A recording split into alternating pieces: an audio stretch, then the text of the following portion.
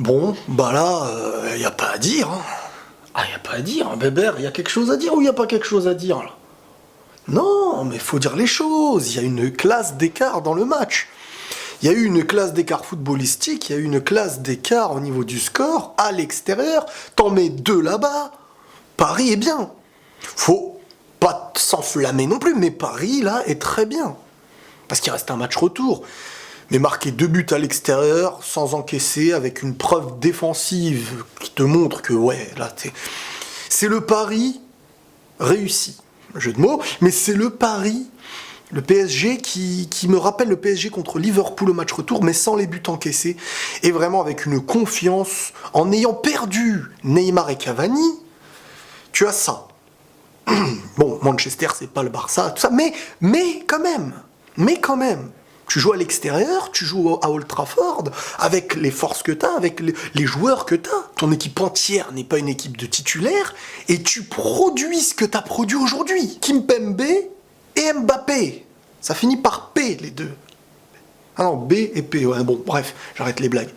Non, mais sérieusement, là, le PSG vraiment a encore une fois réussi à monter le niveau. Et ce qui m'impressionne là actuellement avec le PSG, c'est que cette année, on le remarque, que lorsqu'il y a la confrontation, l'équipe en face, parce que ça reste quand même un grand nom, ça reste un grand stade, c'est des choses, voilà, et le PSG répond de manière mature. Et même le public du PSG aussi a répondu présent, quoi. Et donc on peut dire que bravo, parce que dans le jeu, c'était là, dans la mentalité, défensivement, le goal n'a pas eu grand chose à faire, mais non, Paris, là, il y a vraiment quelque chose. Et là, tu te dis, bravo, sans Neymar, sans Cavani, une équipe concentrée de A à Z. Si ce visage-là ressort toujours en Ligue des Champions, ils peuvent viser bien plus loin qu'on le croit. Après, tout dépend des parcours, tout dépend de beaucoup de choses. Mais il y a eu une classe d'écart avec Manchester. En fait, la classe d'écart que je pensais au niveau du jeu, je vous avais dit, sans les blessures de Neymar, de Cavani, etc., Paris, pour moi, était clairement devant. Et ben en fait, là, ce que j'ai vu, c'est comme s'il y avait Neymar et Cavani. C'est que Paris a prouvé qu'ils étaient clairement devant de la même façon. Et Paris aurait même pu mettre le 3-0, enfin le 0-3, parce que c'était à l'extérieur.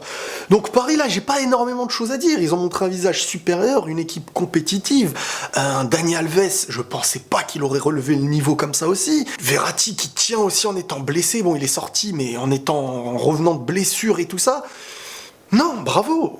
Il y a beaucoup de choses un peu, pas historiques, mais anecdotiques dans le match. Le premier but de Kimpembe, la première défaite de Solskjaer avec Manchester, Mbappé qui était attendu et qui a répondu présent, et Pogba qui prend un rouge. Ça, c'est dommage. Pas de Pogba au match retour. Manchester, ça va être très très dur pour eux. Mais Paris, ça annonce pour le moment, on va pas dire des trucs qui n'ont pas encore été faits, mais dans le foot, il se passe beaucoup de choses.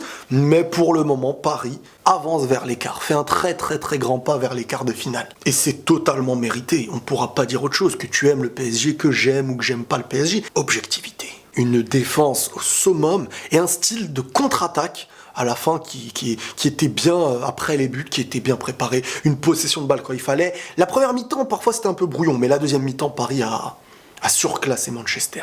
Bravo Paris, bravo Tourelle, et bravo les supporters qui se sont déplacés, parce que vraiment, tu sens que, on dirait, ils se sont appropriés le stade.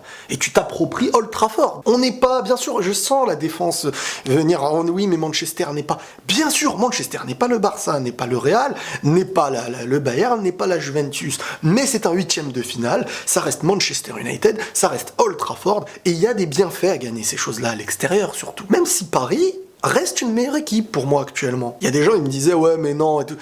Manchester pouvait, à mes yeux, faire quelque chose de ce match-là, au vu des absences. Mais ce qui me dérangeait pour le PSG, c'est pas le fait qu'il y ait des absents, parce que les titulaires, là, restent une équipe, pour moi, qui est supérieure. Dans le jeu, globalement, pas 1-1-1. Mais moi, je me suis dit, parfois même, quand tu as une équipe avec des noms ou des choses comme ça, tu perds des éléments clés, ça peut tuer un équilibre. J'ai dit, si la sauce, elle prend, c'est parfait. Si elle ne prend pas, c'est catastrophique. La sauce a très bien pris. Et ça prouve vraiment que Paris est une équipe entière. Les remplaçants, et ça c'est grâce à Tourelle, le coach qui a vraiment su instaurer ce genre de choses. C'est pas une équipe titulaire, quand l'équipe titulaire n'est pas là, on peut plus la recomposer, plus faire un autre système, parce que Tourelle, il est arrivé, il a imposé plein de systèmes de jeu. Donc une équipe qui s'adapte à beaucoup de manières. Donc voilà, bravo en tout cas au PSG. Bravo. Prenez tous soin de vous et la paix sur vous.